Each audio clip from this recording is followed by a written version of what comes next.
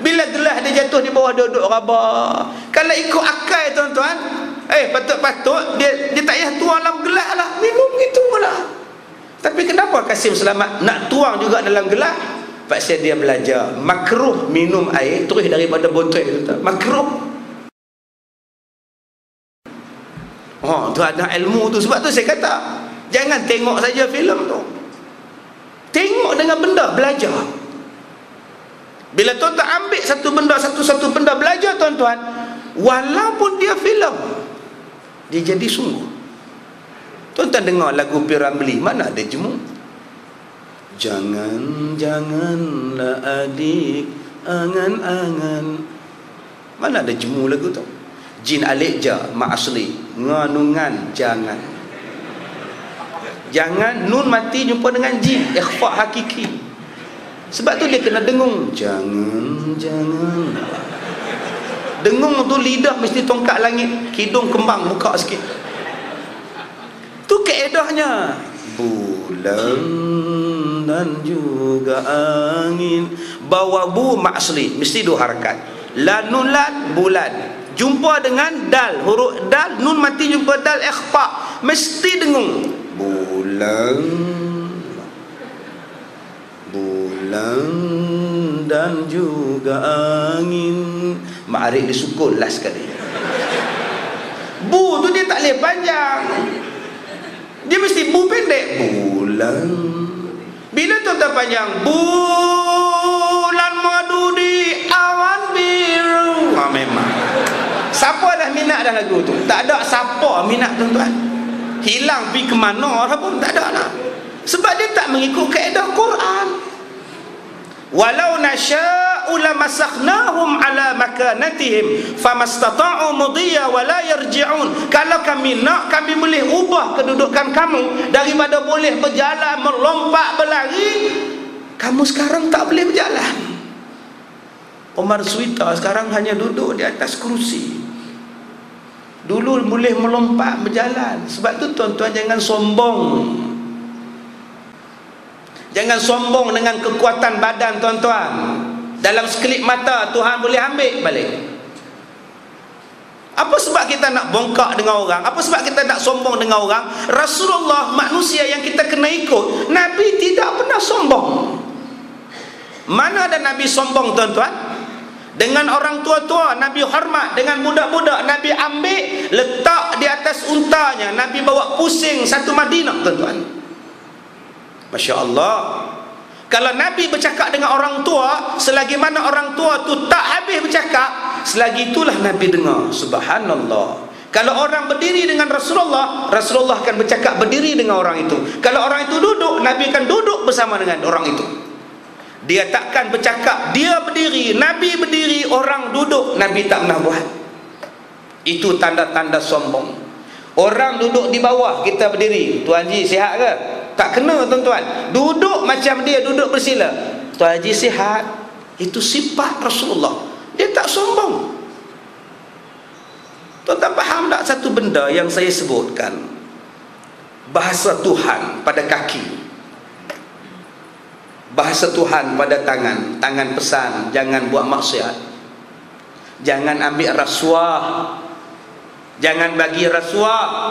Orang yang kasyaf, dia cukup takut bila dia dengar benda itu. Sebab tangan akan bagi tahu pada Tuhan, al-yawma nakhtimu ala afwahihim. Tangan akan bercakap pada Tuhan, Tuhan, tangan ini yang bunuh orang, tangan ini yang ambil rasuah, tangan ini yang buat surat layang, tangan ini yang sebarkan fitnah. Ni. Tapi pasal dia pekak, dia bukan dengar, tangan dia bercakap. Dia pegang anak dara orang, tangan bercakap, mat, jangan pegang mat, haram. Dia cakap pada Siti, Siti jangan pegang ti, haram ti. Tapi pasal ti pekak, dia bukan dengar tangan dia bercakap. Pasal dia tak ada kasyaf. Kalau dia kasyaf, dia boleh dengar kaki dia bercakap, jangan ke tempat haram, dosa, nanti aku jadi saksi. Aku jadi saksi pada Tuhan, kata kaki. Aku akan balas balik apa yang kamu buat. Aku akan bagi tahu pada Allah apa yang kamu buat, wahai kaki. Tapi manusia kerana tidak ada kasyaf, dia tak takut pada kaki dia. Dia pergi tempat yang haram. Dia tendang benda yang tak patut ditendang, dia sepak benda yang tak patut disepak. Sebab tu tuan-tuan, kita kena belajar tauhid, kita kena belajar sifat 20 supaya kita jadi orang baik. Tapi bila manusia tidak ada tauhid, manusia bila tidak ada akidah, Masya Allah tuan-tuan, bila manusia tidak ada akidah, segala benda halal jadi haram, haram jadi halal.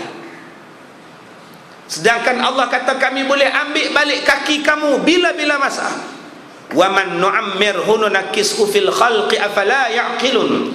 Dan kalau kami panjangkan umur kamu, kamu akan jadi balik macam ketika kamu dilahirkan. Tuan-tuan lahir ada gigi? Tak ada. Bila tuan-tuan tua, tuan-tuan juga tidak ada gigi macam Samsudin.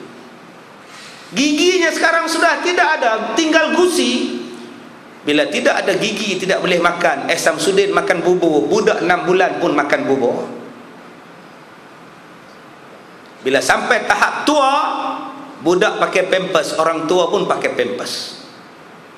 Bila sampai sudah tua, budak-budak kecil dimandikan, orang tua pun dimandikan. Bila sudah sampai tua, budak-budak kecil orang tak faham. Bila sudah tua, orang tua bercakap pun kita tak faham. Kalau dulu budak kecil disapu dengan bedak sejuk, sekarang dia dah tua, dia pula disapu dengan bedak sejuk. Allah sebut kamu akan jadi balik. Kamu fikir dah, afala yaqilun, apakah mereka tidak berfikir? Masalah tuan-tuan, kita tak pernah fikir yang kita akan jadi tua. Seorang anak mandikan mak berbeza dengan mak mandikan anak. Seorang anak dimandikan oleh ibu dengan penuh kasih sayang. Diambilnya air hangat, bubuh dalam besen, dicampur dengan air sejuk, agak-agak suam, baru baby dia mandi. Baby mandi pun seronok, dikocak-kocak aja, ditepuk-tepuknya air dalam besen. Kita pun agak-agak budak tu, main dia, kita lak dia, lepas lak kita timang, seronoknya. Tengah timang handphone berbunyi, halo, terlupa nak sambut, jatuh budak. Baik sungguh tuan-tuan kita dengan anak kita. Lepas kita mandikan budak, kita letakkan di atas katil ke apa, kita lap kering-kering, kita ambil bedak, kita bubuh pada anak. Anak pun seronok, kita gomol-gomol anak, kita terbalikkan anak, buh belakang punggung dia pula. Sekali pergi pegang punggung baby tu, pum, macam iklan dalam TV.